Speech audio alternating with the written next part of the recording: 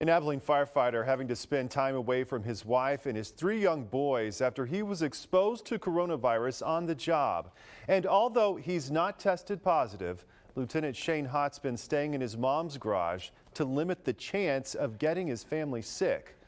KTEX's reporter Daniela Ibarra spoke with the family about how they're staying close while they're staying physically apart.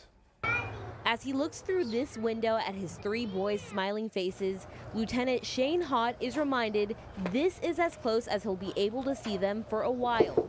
It's hard to put into words, really. As a precaution, Shane hasn't stepped foot inside his home for about a week. He's a firefighter for the city of Abilene and could have been exposed to COVID-19 while on the job. It's been really tough. I mean, it's obviously not the ideal situation, but it's a sacrifice that my wife and I are willing to make. A sacrifice meant to keep 6-year-old Hutton, 4-year-old Hank, and 2-year-old Hayden healthy. All 3 boys have cystic fibrosis, a genetic condition that affects their lungs and digestive systems. If they were to contract any type of respiratory infection like COVID-19, it could be dangerous. I would just feel so guilty if something like that happened, so it's been a huge sacrifice, but a little bit of time is definitely a sacrifice my wife and I are willing to make for our boys' health. While it brings Shane joy to get to see his sons, the window that separates them is a heartbreaking reminder they have to be apart.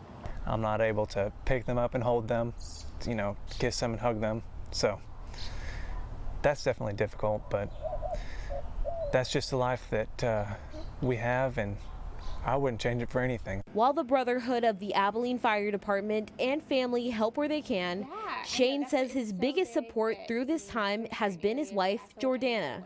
She's been at home caring for their 3 sons, who live for the moments they get to see their hero. Part of me, it makes me so sad that, they can't hug him, but I'm glad that we get to see him in some sort of fashion. It's not ideal, but the small glimpses through the window help the family cope during this tough time. Hi, Hayden. Although he's not sure when, Shane can't wait to hug his boys again. I know that day that we're going to be able to be back together and things will be normal again is not far around the corner. Daniela Ibarra, KTEX News. Yeah, big hugs all around when this is all said and done.